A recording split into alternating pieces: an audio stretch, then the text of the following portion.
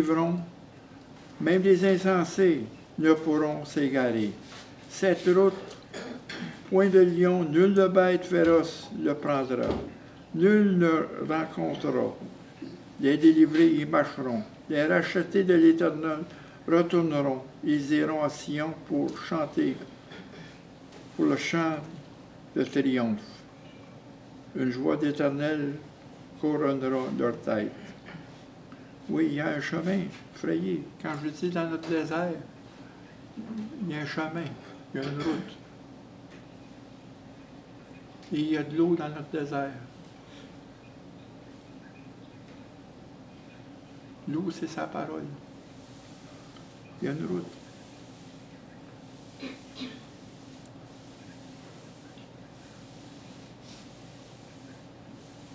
Et Dieu a frayé ce chemin-là pour nous en envoyant le Christ. Parce que Jésus a dit, je suis le chemin.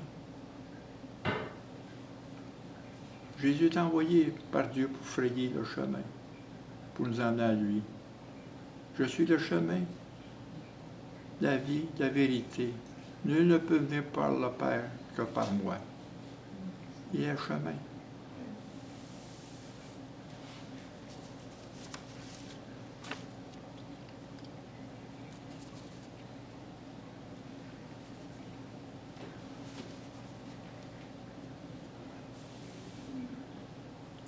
La période de l'Avent nous prépare à la rencontre avec le Christ, célébrer sa venue.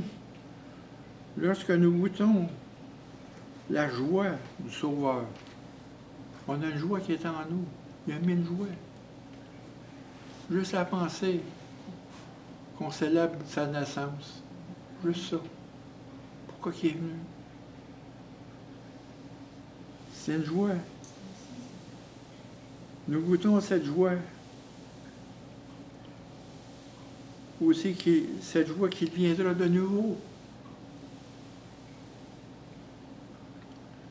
Quand nous avons les promesses de Dieu annoncées par les prophètes à la venue du Christ sur terre, et nous vivons dans l'attente de son retour.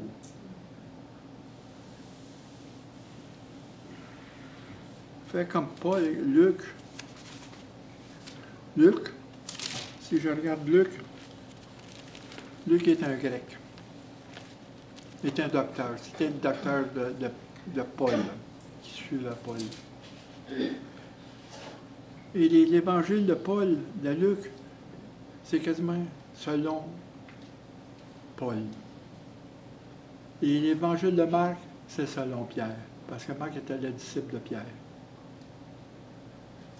Parce que Luc, c'est un qui était plus instruit dans toutes les parmi, il n'était pas apôtre, mais c'est un qui était le plus instruit. Il dit ici, dans verset 1, plusieurs ayant entendu composer un récit des événements qui se sont accomplis parmi nous. Suivant que nous ont transmis ceux qui ont été des témoins oculaires. Quand on parle de témoins, on a parlé de témoins oculaires. Ce sont les apôtres qui ont touché la vie, qui ont vu la vie. C'est lui qui ont vu, eux autres qui ont vu Jésus ressusciter. C'est sur là qui base notre foi. Les témoins oculaires, dès le commencement, sont venus des ministres de la parole. Les apôtres ils ont prêché. Ils ont prêché la repentance, la rémission des péchés. Il m'a aussi semblé bon, après avoir fait des recherches exactes. C'est qu'est-ce que nous devons faire en lisant la parole.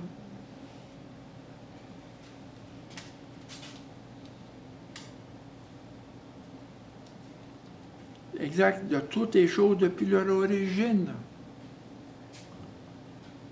De les exposer par écrit d'une manière suivie, excellente au fil, afin que tu reconnaisses la certitude des enseignements que tu as reçus. Et c'est Luc, après ça, qui a écrit les Actes des Apôtres. le début de l'Église, la naissance de l'Église, après la Pentecôte.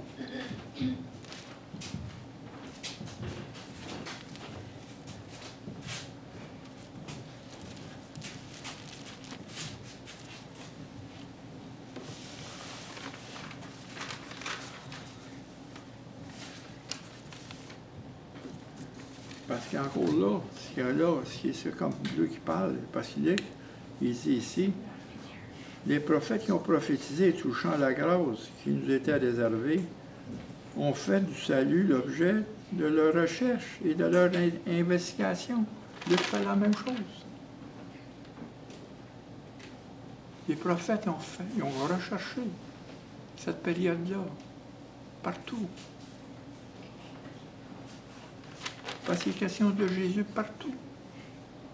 C'est l'histoire de Jésus, du début à la fin, à travers tous les épisodes qu'il nous est présenté.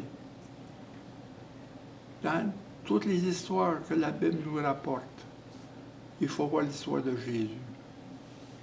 Il est partout. Jésus, c'est le fil maîtresse de la parole du début à la fin.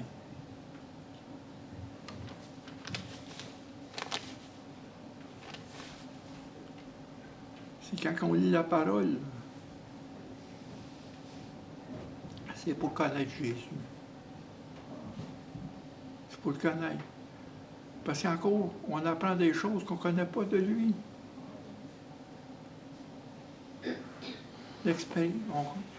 L'expérience qu'on a avec lui. Jésus en nous.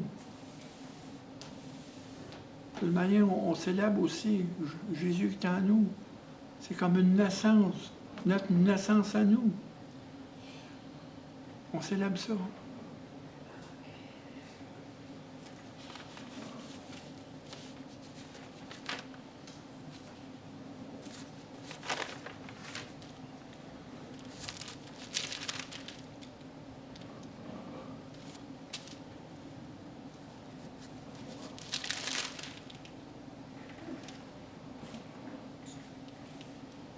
Comme j'ai dit dans Luc, vous voyez, quand on parle de recherche, au verset 70, comme l'avait annoncé par la bouche des saints prophètes des temps anciens, un sauveur qui nous délivre de nos ennemis et de la main de ceux qui nous haïssent. C'est ainsi qu'il manifeste sa miséricorde envers nos pères, et qui se souvient de sa sainte alliance, selon le serment par lequel il a juré Abraham, notre Père. On voit ça au Genèse chapitre 15. Il dit, regarde les étoiles, si tu peux les compter, ta postérité va être comme ça.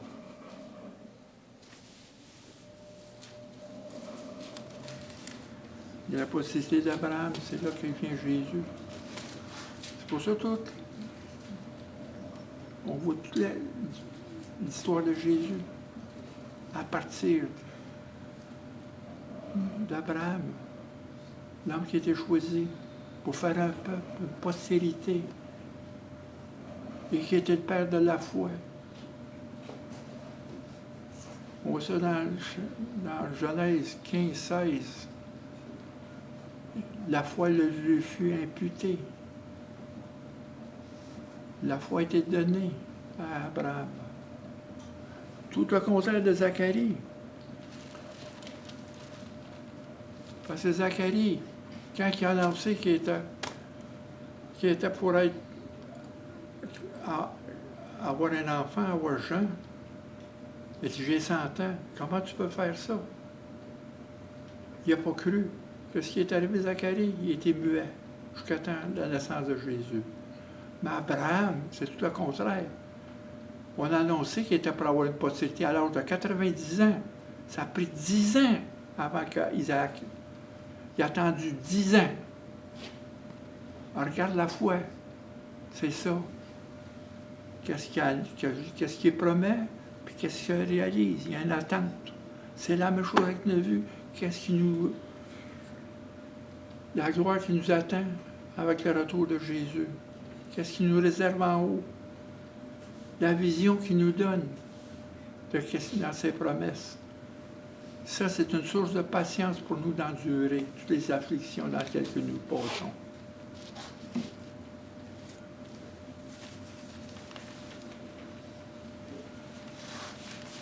Encore là, priez pour Daniel. Priez. Priez pour sa foi. Priez. Elle court un danger en ce moment. Un grave danger.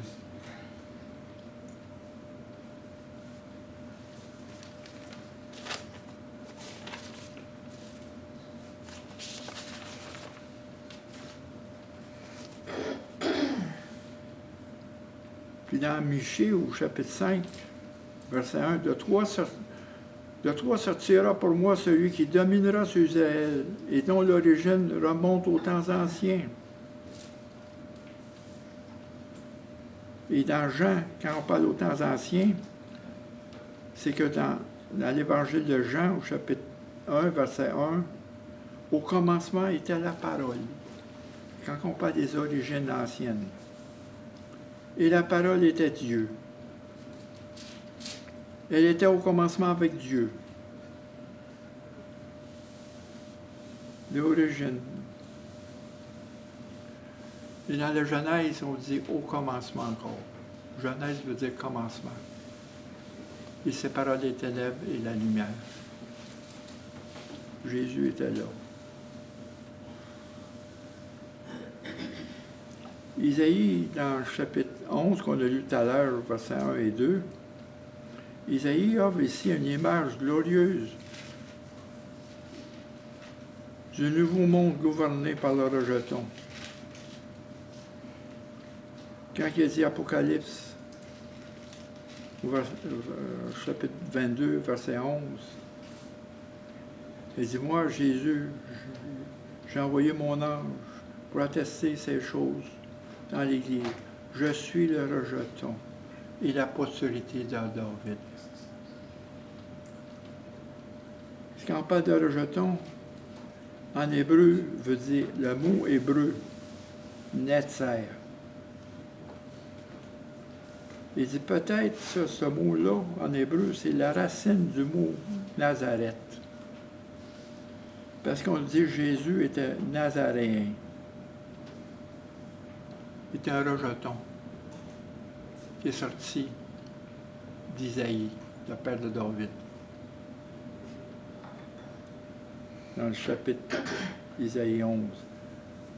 David aussi était promis dans Daniel, un tronc qui est sans fin.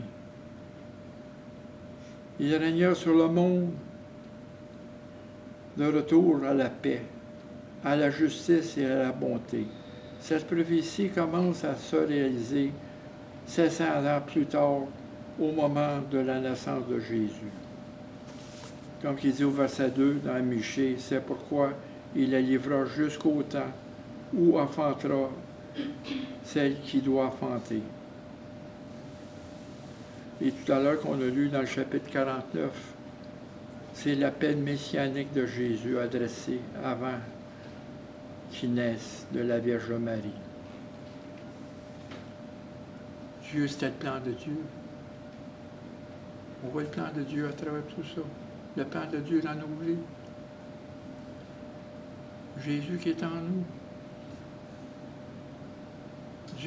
Jésus, avant son ascension, quand il est remonté en haut, il était enlevé en haut, il a dit, je vous ne laisserai pas tout seul, vous ne serez pas orphelin. Je vais vous envoyer un précurseur, celui qui va vous m'amener le Saint-Esprit. Nous avons l'Esprit du Christ en nous. Et Jésus a dit, il faut que je m'en aille, parce que je ne m'en vais pas, je ne vais pas recevoir l'Esprit. Il faudrait qu'il s'en aille pour qu'on puisse recevoir. Nous avons été baptisés dans l'Esprit. Christ nous a baptisés dans l'Esprit. L'Esprit est mis en nous. C'est une puissance, cet Esprit-là, qui nous enseigne dans sa parole, qui nous corrige, qui nous élève dans la sainteté.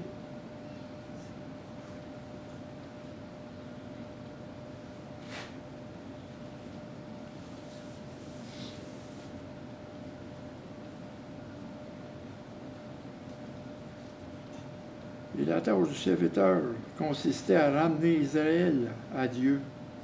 Quand il dit, je vais ramener mes frères.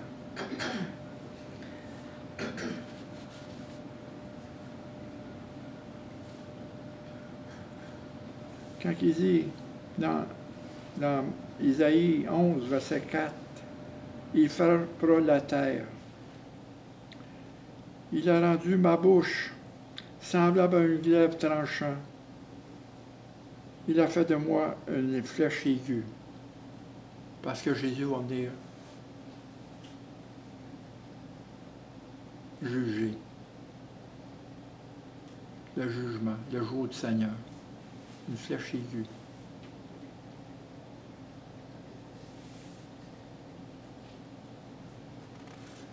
Retour du Christ sur la terre pour juger et détruire tous les méchants, pour établir le règne. On va faire l'Apocalypse 19, quand il va venir son cheval blanc.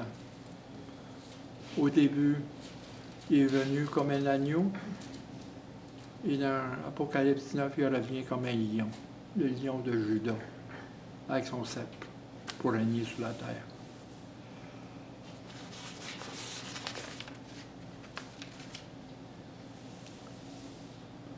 Et en Michée, au chapitre 5, verset 4, c'est lui qui ramènera la paix. Dans Isaïe, au chapitre 11, verset 5, la justice et la vérité font partie intégrante du règne du Messie.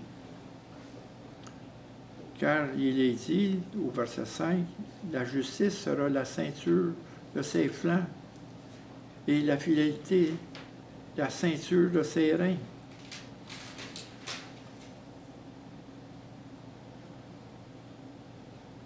Paix avec Dieu pour son sacrifice, qui a expié nos péchés par son sang, versé pour nous pécheurs.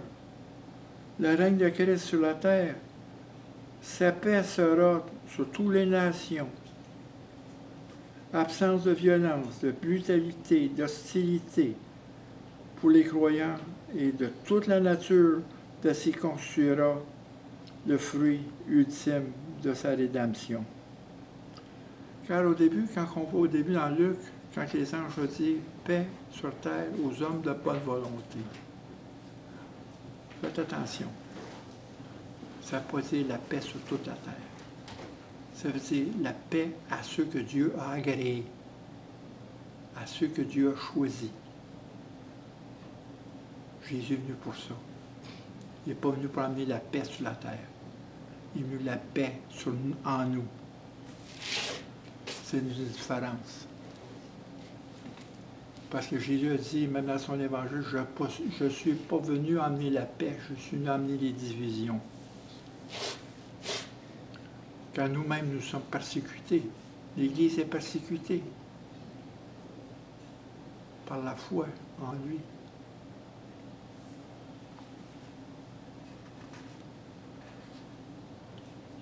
Et au Michée, au chapitre, il dit, c'est lui qui dominera. Et au verset 3, il dit, il se présentera, il gouvernera avec la force de l'Éternel, avec la majesté du nom de l'Éternel. Le Messie manifestera son caractère à travers ses actes et ses miracles. L'incarnation de la sagesse. Colossiens chapitre 1, verset 15, il est l'image du Dieu invisible. Et au verset 19 dans Colossiens, il dit car Dieu a voulu que toute la plénitude habitât en lui, dans l'homme, dans Dieu fait homme. Et cette plénitude-là, on l'a, la même plénitude. La seule affaire, croyez. Croyez.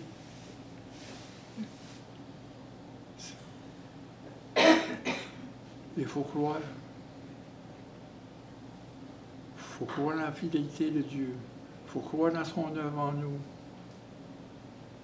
Il faut croire à son Saint-Esprit qui est en nous.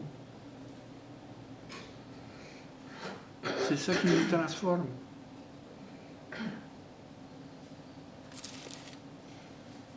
Puis qu'est-ce qu'on parle de joie? Noël, la joie. Pourquoi la joie? Regardez Marie. Entendu que sa cousine Élisabeth était enceinte de 6 mois. Il y avait une joie. Et qu'est-ce qui était? Jean-Baptiste, qui était dans le sein de sa mère, il sautait parce qu'il était en présence de Marie qui était enceinte, conçue. La joie était là. La joie était là. Il faut avoir cette joie-là. Hein? Et Seigneur, on te prie, Seigneur, de nous bénir avec tes paroles, Seigneur.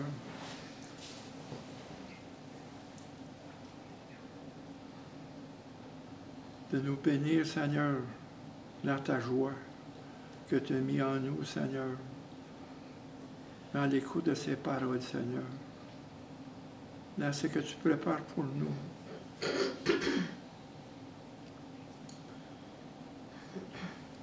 De ton plan, Seigneur, quand tu as envoyé Jésus vers nous, Seigneur, venez nous chercher, quand nous étions tous des brebis qui étaient perdus.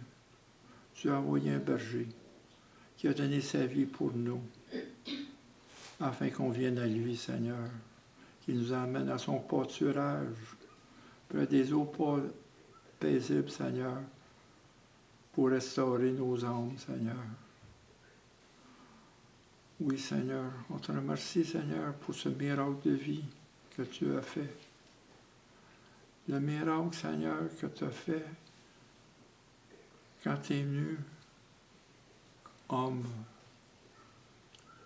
né d'une vierge, que seul toi peux faire ces choses, Seigneur, que c'est seulement par la foi qu'on peut voir ces choses, Seigneur, sans comprendre comment tu as fait. Quand tu es un Dieu qui est tout-puissant, Seigneur, qui est au-dessus de toutes choses. C'est toi qui as tout changé. C'est toi qui as fait une révolution en nous, Seigneur, dans la naissance de Jésus.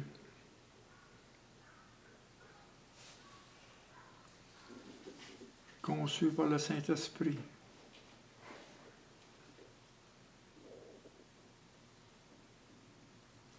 Tu as mis un sperme dans le corps de Marie, tout simplement.